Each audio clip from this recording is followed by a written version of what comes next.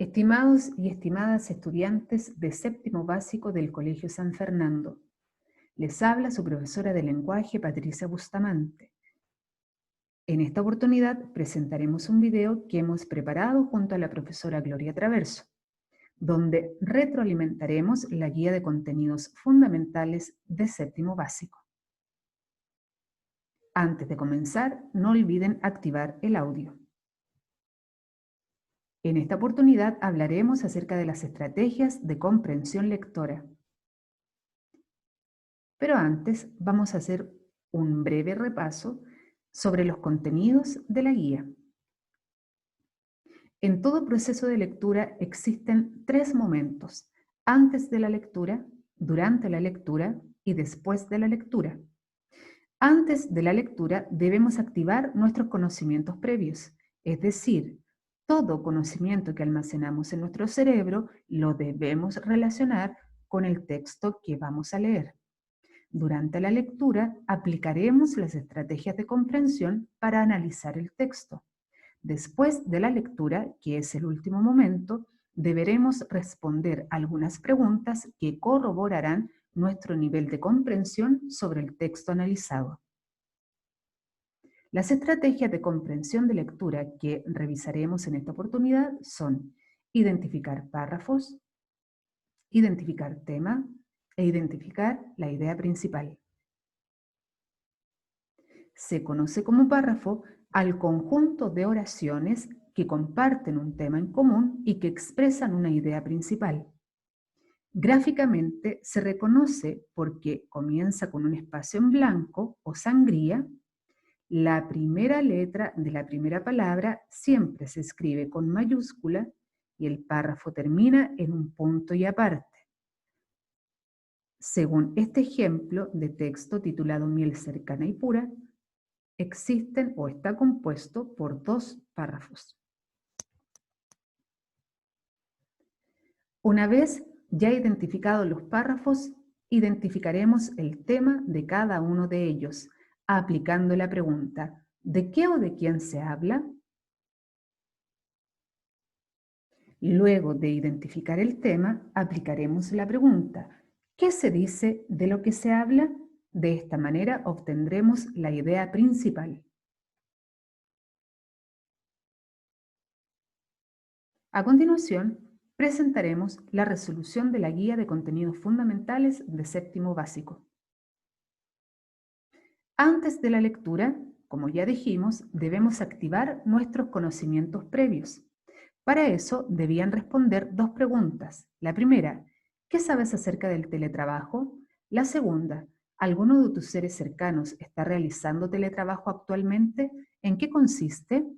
Cada una de las respuestas de estas preguntas es individual, pues dependen del conocimiento de cada lector. Te invito a que leas nuevamente el texto que analizaremos, titulado Teletrabajo.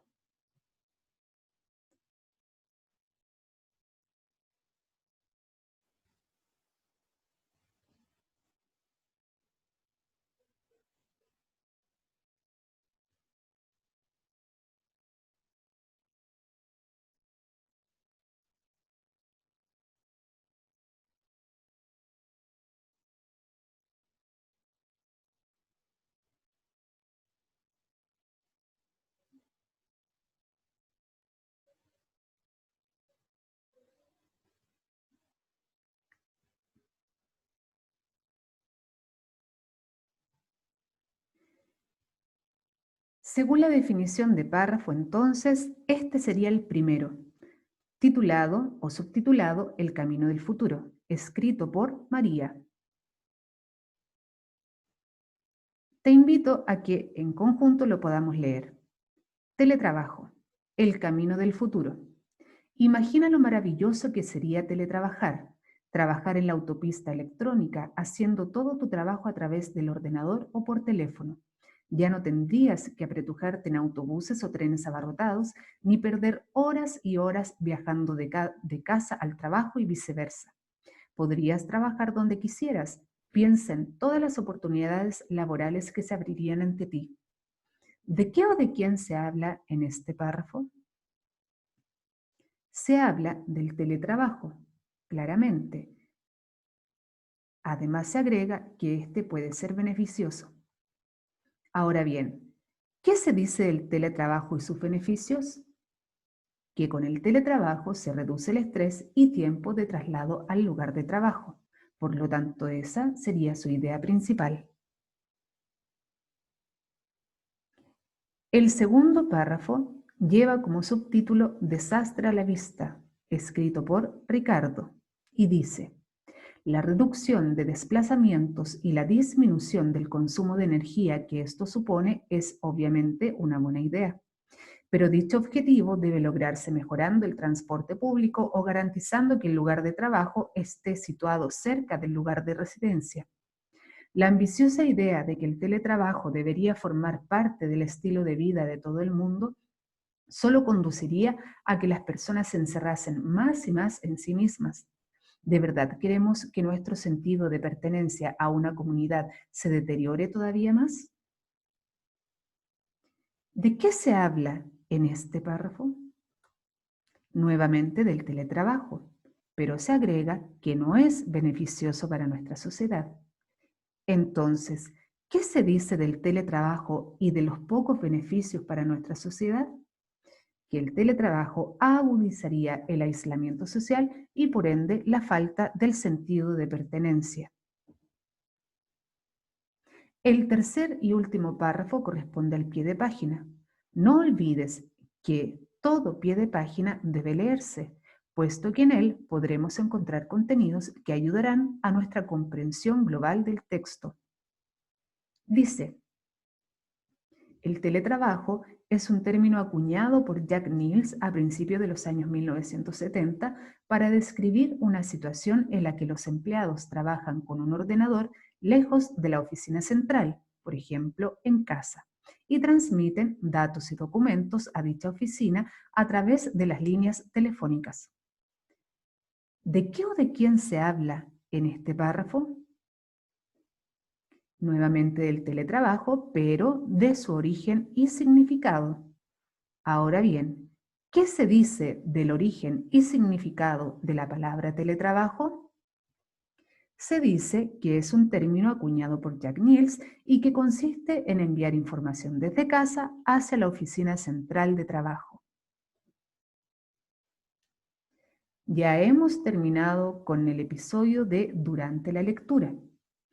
Ahora viene el tercer momento después de la lectura, donde corroboraremos la comprensión del texto. La pregunta número 1 dice: ¿qué relación existe entre Camino hacia el futuro y Desastre a la vista? La primera relación, y que muchos de ustedes colocaron en su guía, es que ambos aluden al mismo tema, es decir, ambos hablan acerca del teletrabajo. La segunda relación es que el segundo párrafo, subtitulado Desastre a la vista, es la respuesta de Camino al futuro, que es el primer párrafo. Y la tercera relación es que el párrafo escrito por Ricardo es un texto que contraargumenta al párrafo escrito por María. Ahora bien, ¿cómo sabemos que el texto de Ricardo es una respuesta y un contraargumento a lo que plantea María? Observa el siguiente cuadro comparativo. En primera instancia, y en el primer párrafo, María dice que el teletrabajo evitaría los inconvenientes de viajar todos los días al trabajo. Y Ricardo responde por su parte que mejorar el tiempo de traslado es una buena idea. Sin embargo, agrega que la solución al problema no es el teletrabajo, sino mejorar el transporte público y que el lugar de trabajo se sitúe cerca del lugar de residencia. Por otra parte, María agrega otro beneficio del teletrabajo: trabajar donde quieras y la variedad de oportunidades laborales. Sin embargo, Ricardo se opone a que el teletrabajo sea una buena idea, porque agrega que si forma parte del estilo de vida de las personas, éstas se encerrarían aún más en sí mismas. La segunda pregunta dice, indica un tipo de trabajo que sea difícil de teletrabajar. Justifica tu respuesta. Tal como muchos de ustedes colocaron en su guía, algunos de los trabajos que no se pueden teletrabajar son construcción, variados deportes, salud, entre otras. ¿Cuál sería la justificación? La justificación sería que todas estas actividades nombradas requieren de la presencia del profesional o técnico para llevar a cabo su labor. El ticket de salida corresponde a verificar el aprendizaje de esta guía. En la pregunta número 1 dice, ¿qué es el tema de un párrafo? El tema de un párrafo es aquello de lo que se habla en ese párrafo. Segunda pregunta, ¿qué es una idea principal? Una idea principal es todo aquello que se dice del tema. ¿Qué pasos debo seguir para comprender un texto? Primero, identificar sus párrafos.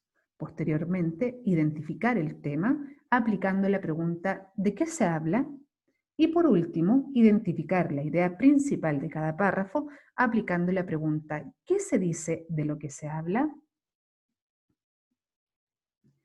Ahora bien, si he leído el texto y he aplicado las estrategias, pero aún así no lo entiendo, ¿qué puedo hacer? La recomendación en este caso es volver a leer cada párrafo y buscar aquella palabra que más se repite.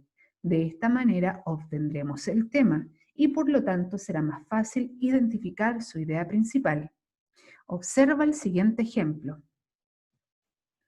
Tenemos el primer párrafo de un texto que se titula Miel cercana y pura. Dice, la miel, al igual que otros endulzantes, puede ser también extremadamente peligrosa para los bebés. Esto se debe a que al mezclarse con los jugos digestivos no ácidos del niño, se crea un ambiente ideal para el crecimiento de las esporas Clostridium botulinum, que producen toxinas. Si se dan cuenta, las palabras bebés y niño son sinónimos, por lo tanto podríamos decir que son las que más se repiten. Pero también hemos destacado la palabra miel. ¿Por qué? Porque es una palabra que está contenida en el título. Por lo tanto, ¿de qué o de quién se habla? Se habla del consumo de miel en niños o bebés. Ahora, ¿qué se dice del consumo de miel en niños? Se dice que no es recomendado.